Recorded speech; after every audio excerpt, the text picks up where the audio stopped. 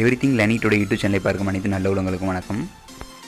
லாஸ்ட்டாக நம்ம போட்ட வீடியோவில் பார்த்தீங்கன்னா வயரிங் ஃபுல்லாக எப்படி பண்ணுறதுன்னு பார்த்தோம். 2 பார்ட்டாக நம்ம பிரித்து போட்டிருந்தோம். உங்களுக்கு தெளிவாக எக்ஸ்பிளைன் பண்ணி போட்டிருந்தேன்.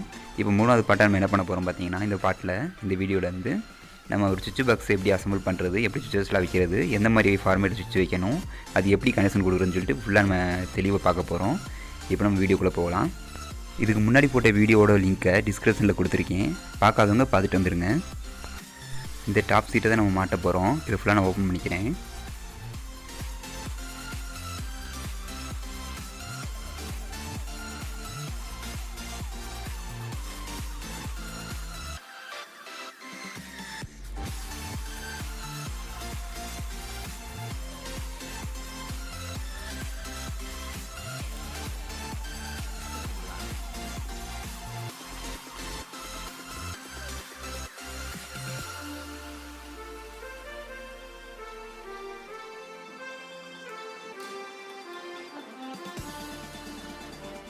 இந்த போர்டு எடுத்துக்கிட்டிங்கன்னா நம்ம ஒரு சாக்கெட்டும் 4 சுவிட்ச் வைக்க போகிறோம். அந்த ஒரு சுவிட்சை வந்து நம்ம சாக்கெட்டு கொடுத்துருவோம். மிச்சம் 3 சுவிட்ச் இருக்குது பார்த்தீங்களா, அந்த 3 சுவிட்சையுமே வந்துட்டு நம்ம லைட்டுக்கு கொடுக்க போகிறோம்.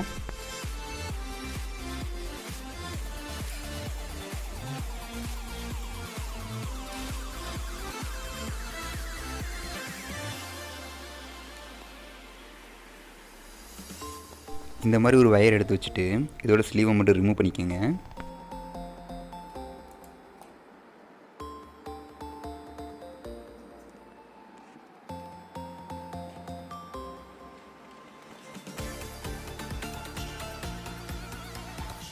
இந்த மாதிரி எல்லா ஸ்க்ரூவும் லூஸ் பண்ணிக்கோங்க. லூஸ் பண்ணிவிட்டு அந்த காப்பர் வயரை எடுத்து உள்ளே நம்ம சொருவி டைட் பண்ண போகிறோம். இதுதான் நம்ம மெயின் சப்ளையாக கொடுக்க போகிறதுல. சுவிட்ச் போர்டை பற்றின கிளியரான வீடியோ நான் ஏற்கனவே ஒரு வீடியோவில் போட்டிருக்கேன். இதில் தெளிவாக சொல்லியிருக்கேன். உங்களுக்கு சப்போஸ் போட்டேன்னா அந்த வீடியோ போய் செக் பண்ணி பாருங்கள். அதோட லிங்க்கும் டிஸ்கிரிப்ஷனில் கொடுக்குறேன்.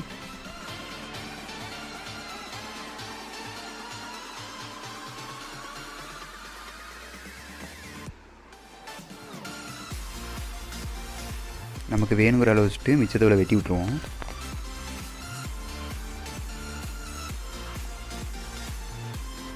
இப்போது ஃபஸ்ட்டு உள்ள ஸ்க்ரூவையும் லாஸ்ட்டில் உள்ள ஸ்க்ரூவையும் டைட் பண்ணிக்கலாம். அப்போ தான் இந்த உள்ளே இருக்க நடுவில் இந்த காப்பர் கம்பி உருவி வராமல் இருக்கும். நடுவில் உள்ள 2 ஸ்க்ரூவையும் லூஸ்லேயே இருக்கணும். ஏன்னா அது வந்துட்டு அதில் தான் நம்ம சப்ளை கொடுக்க போகிறோம்.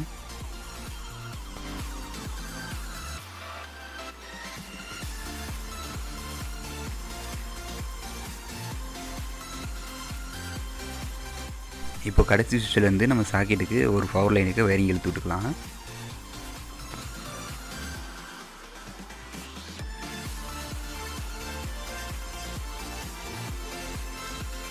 சாக்கெட்டுக்கும் சுவிட்சுக்கு எப்படி லைன் கொடுக்குறேன்னு சொல்லிட்டு ஏற்கனவே நிறையா வீடியோ போட்டிருக்கேன். அதை செக் பண்ணி பார்த்துக்குங்க. இதில் வந்து டைமில் அதனால் வந்து ஃபுல்லாக எக்ஸ்பிளைன் பண்ணிக்கிட்டு இருக்க முடியல.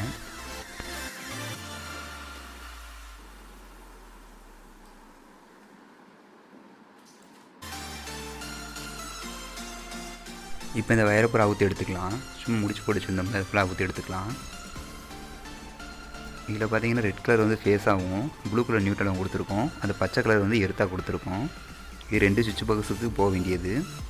இப்போ மேலேருந்து வரது பார்த்தீங்கன்னா இன்கமிங்கு. இந்த சைடில் பாக்ஸில் ஓட்ட போட்டு போயிருக்கு பார்த்தீங்களா, அது வந்து உள்ளுக்குள்ளே பாத்ரூம்குள்ளே சுவிட்ச் பாக்ஸ் இருக்குது, அதுக்கு போகிற பவர் சப்ளை. இப்போ மேலே உள்ள அந்த நியூட்ரல் வச்சு அந்த எர்த் லிங்க் எடுத்து ரெண்டையுமே ஒன்றா லூப் பண்ணிக்கலாம். அந்த மாதிரி இப்போ எர்த்தை லூப் பண்ணியாச்சு. இதுக்கு ஒரு டேப் போட்டு விட்டுக்கலாம்.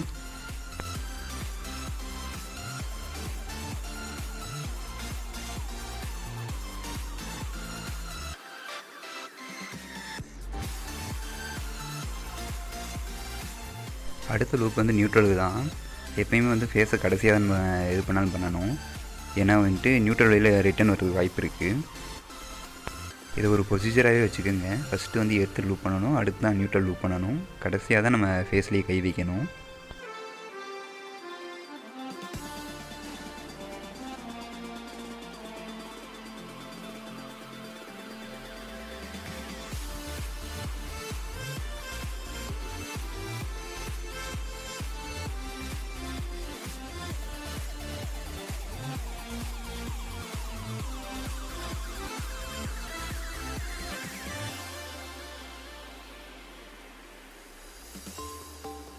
லாஸ்ட் 2 வீடியோ பார்த்தவங்களுக்கு தெரியும். இதில் வந்து நம்ம சர்க்யூட்டுக்கு வந்து நம்ம கொடுக்கும்போது இது வந்து நம்ம இதாக கொடுத்துருந்தோம், நியூட்ரலாக கொடுத்துருந்தோம் அந்த பச்சையை. அதனால் இந்த பச்சையை வந்து தனியாக எடுத்து சீவி வச்சு இதுலேயே ஜாயின் பண்ணாமல் கொஞ்சம் தள்ளி வச்சு இந்த இடத்துல ஜாயின் பண்ணிக்கிங்க. அப்போ தான் அடுத்து வேறு யாரும் வேலை பார்க்க வந்தாலும் அவங்களுக்கு ஈஸியாக புரியும். இதில் சீவி விட்டு நம்ம அந்த பாயிண்ட்டுக்கான நியூட்ரலை இதில் கொடுத்துக்க போகிறோம்.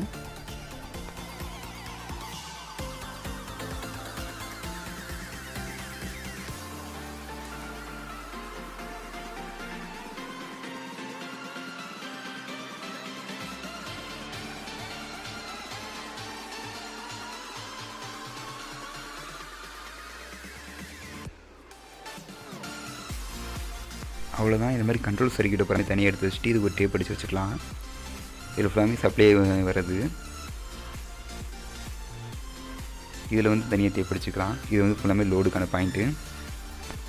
இந்த மாதிரி டேப்லாம் பார்த்திங்கன்னா நம்ம ஈஸியாக ஐடென்டிஃபை பண்ணுறது தான் பண்ணுறோம். அதே மாதிரி நம்ம வந்து பாக்ஸ் க்ளோஸ் பண்ண போதும் நீட்டாக க்ளோஸ் ஆகும். இல்லாட்டி கொச்சன்னு வயர் இருக்கும், மாட்ட கஷ்டமாக இருக்கும்.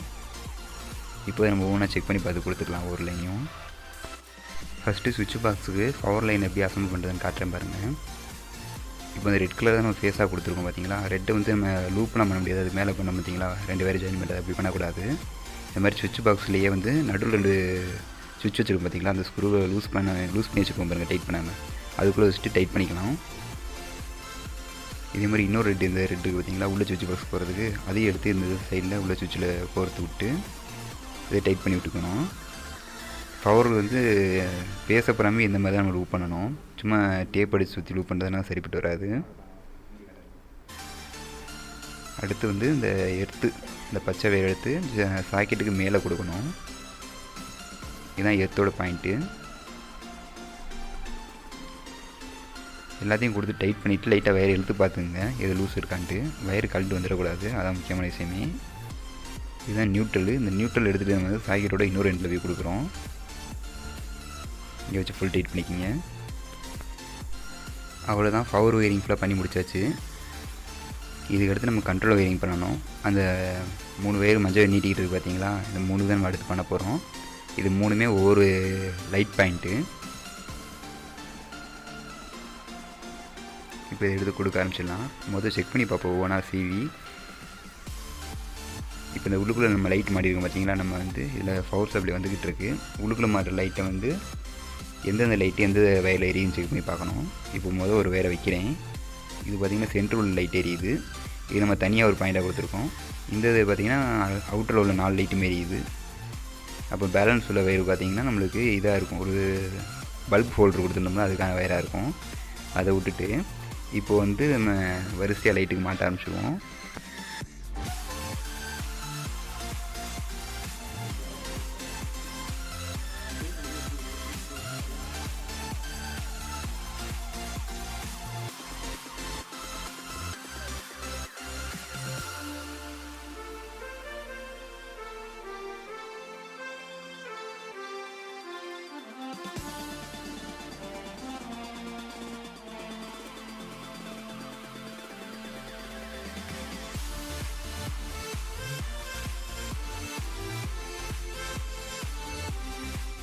இப்படி 3 லைட்டுமே செக் பண்ணி மாட்டி விட்டாச்சு.